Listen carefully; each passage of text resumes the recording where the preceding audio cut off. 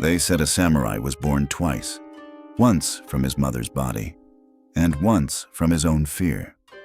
Long before dawn could wash the sky clean, young warriors were led away from their villages into a place so silent it seemed abandoned by the world itself.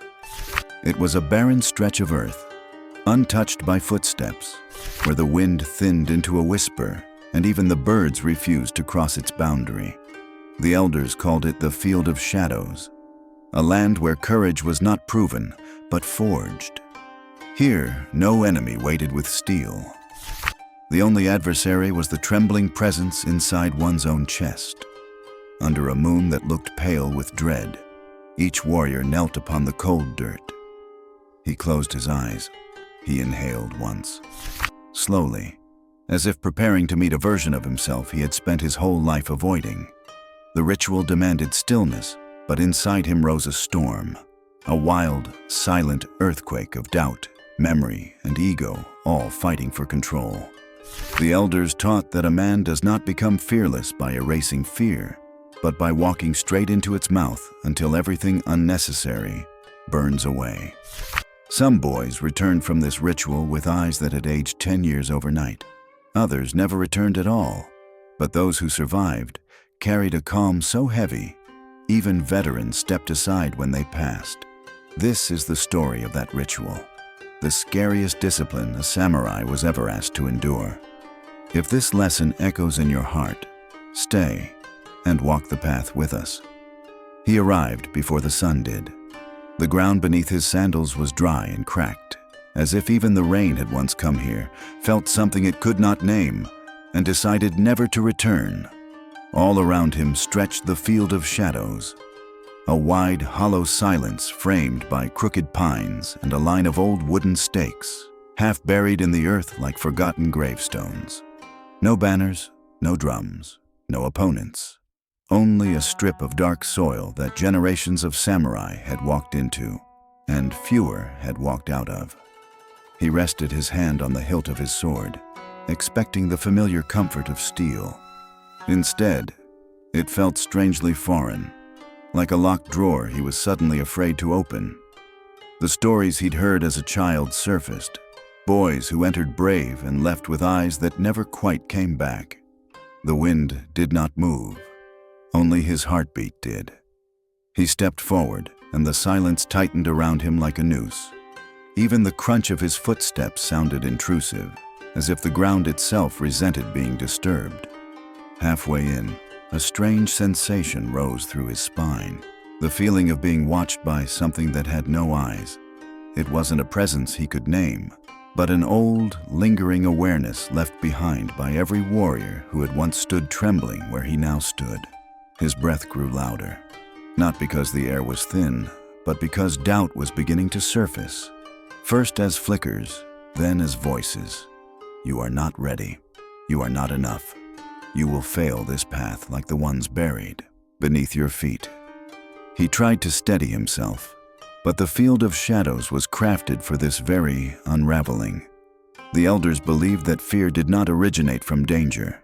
It originated from imagination, from the mind's ability to create ghosts out of thoughts and enemies out of shadows. And here, in this forsaken stretch of earth, every unhealed memory pressed against him like a blade he could not block. A cold realization settled in his veins. This ritual was not about strength of body. It was about surviving his own mind. And in the distance, the elder who brought him here finally turned his back, as the first true test began. Yet the one who watched him gave no instructions, only silence. And silence, he would soon learn, was the most merciless teacher of all. The elder stood at the edge of the Field of Shadows, carved from stillness itself. His robes barely shifted, his hands hidden inside wide sleeves, his gaze fixed on the young warrior with the cold patience of a mountain. Not once did he speak. Not once did he step closer. He simply watched, a presence as unmoving as a locked drawer the boy dared not open, afraid of what truths might be stored inside. The warrior's instincts clawed at him. Look back, ask for guidance, seek a sign. But every time he glanced over his shoulder, the elder's expression remained unreadable, almost carved into stone. No nod of reassurance, no gesture of mercy, only a silence that burned hotter than shame. The boy suddenly understood why some called this ritual cruel. It forced you to realize how alone your fear truly is. A tremor of anger rose in the boy's chest. Quiet at first, then sharp, like a red thread tightening around his ribs. Why bring him here only to abandon him? Why watch without offering even a single word? His breath came faster. His hands shook. But beneath the anger lived something deeper, something far more frightening.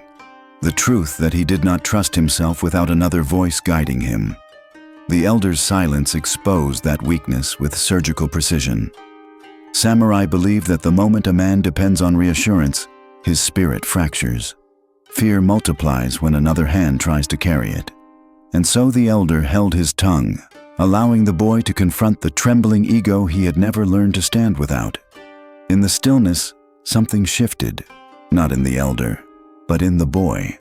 A flicker of responsibility, a spark of self-direction. Yet as he prepared to face the night alone, the elder finally moved. And what he did next changed the nature of the test entirely. Because sometimes the slightest movement from a silent teacher carries more terror than any spoken command. Night did not fall over the field of shadows. It descended, heavy and deliberate, like a curtain drawn over a stage no one wished to watch. The boy sat where the elder had left him, legs folded, back straight, forbidden to sleep. The darkness thickened around him until even the outline of his own hands blurred. And that was when the trembling began. At first, it was subtle, a quiver in his breath, a twitch in the soil. Then the shadows near the tree line seemed to shift, bending in angles that defied the moonlight. A figure flickered, then vanished. A whisper that did not belong to wind brushed past his ear. His heartbeat stumbled. This was the part no one described. The moment the mind, deprived of rest and flooded with fear, began to reveal the things it hid in daylight. Old memories, old wounds, old ghosts, and one fear more ancient than death itself. The visions sharpened as exhaustion hollowed him out. Faces he had forgotten emerged from the dark. His father's disapproving glare, a brother's mocking laughter, the silent disappointment of a teacher who once told him his blade moved like a frightened bird. Their outlines flickered like burned edges of an old ledger, each memory a page he had tried to tear out but never truly destroyed. His breath shook, not from danger, but from recognition, because beneath every shadow stood the same truth. He wasn't afraid of dying. He was afraid of being nothing, a warrior no one remembered, a name no one whispered, a spirit without weight in the world. The terror of insignificance wrapped around him like a cracked cross strapped to his back, impossible to set down. And just when he thought he couldn't withstand another vision, the night shifted, and something inside him finally broke. Dawn was still far away. Yet the boy sensed the next ordeal would demand more than fear. It would demand the death of who he had been. By the time the first hint of dawn brushed the horizon, the boy's body had begun to betray him. His muscles twitched without command. Sweat chilled on his skin like morning frost. His breath came in ragged bursts, each one thinner than the last. The visions from the night had faded, but what replaced them was far worse. A suffocating emptiness like standing inside a burned-out shrine where every prayer had turned to ash. He tried to rise, but his legs trembled beneath him. He tried to steady his thoughts, but they scattered like frightened birds. A truth he had avoided all night now forced its way into his chest. He wanted to run, not from shadows, not from spirits, but from himself. From the fragile self-image cracking open under the weight of his own expectations. This was the moment no warrior could prepare for, when the instinct to flee overpowered every reason to stay. And then, the breaking began. His breath collapsed into silence. Not the peaceful kind, but the terrifying void that comes when the mind finally stops negotiating with itself.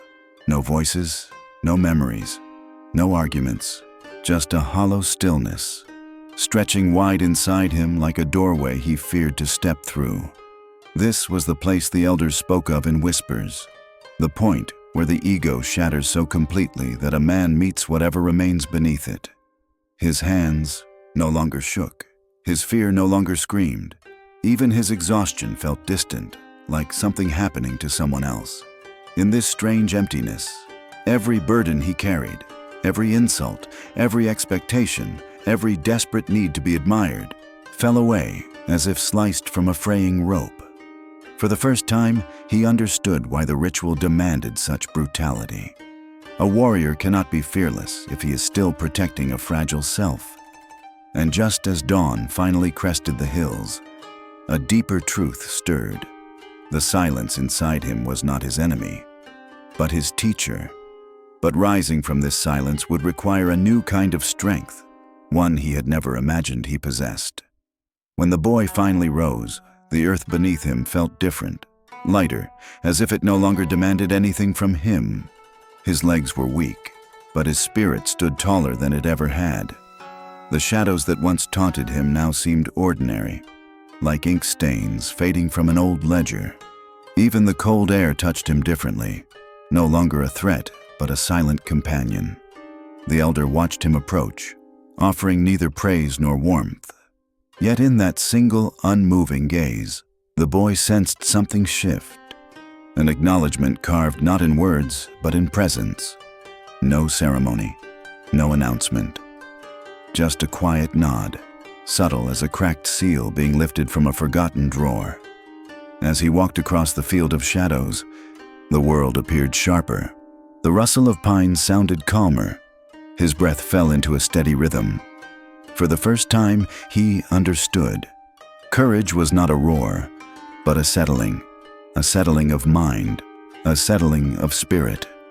With each step, he noticed things he had never seen before. The faint path worn by countless warriors before him, the thin red thread of sunrise stretching across the horizon, the quiet hum of life awakening beyond the pines. None of it felt threatening now. None of it demanded a reaction. His mind, once a battlefield, had become a still pond where thoughts settled without struggle. The elder turned away and began walking back toward the village. The boy followed, not out of obedience, but out of understanding. He no longer needed answers. He no longer needed reassurance. The fear that once hollowed him out now served as a reminder of the space he had cleared for presence.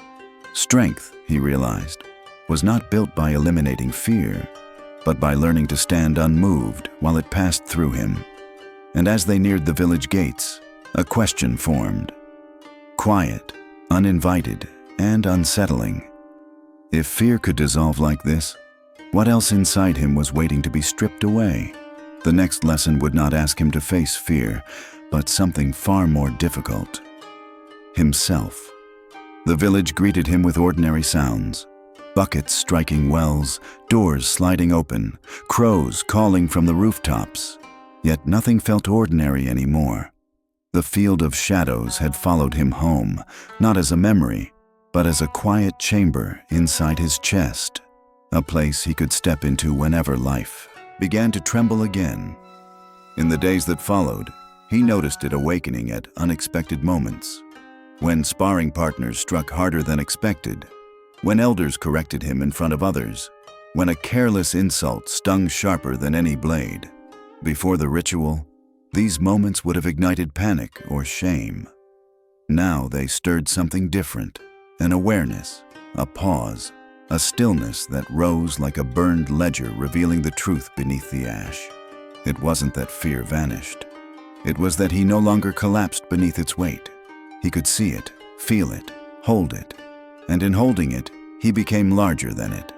Weeks passed, and the lesson deepened. Fear returned, of failure, of judgment, of being exposed as less than the warrior he wished to be. But each time it appeared, the field of shadows rose within him like a still pond. Instead of reacting, he breathed. Instead of running, he stepped inward. And in that inner step, fear changed shape. It stopped being a threat and became a signal, a doorway, a teacher. He realized then what the elders had spent centuries preserving. A warrior is not fearless because he lacks fear. He is fearless because fear no longer decides his path. Modern battles mirrored ancient ones. Arguments, losses, betrayals, disappointments. Different weapons, same wounds. The ritual had not taught him how to escape them. It taught him how to remain himself inside them. One evening, as he stood at the threshold of his home, he felt that quiet presence again, the echo of the field, the hush of his own rebirth. And in that silence, he understood something unsettling. Some paths do not end where they began. They begin where you finally learn to stop running. A warrior does not defeat fear. He walks through it until it bows.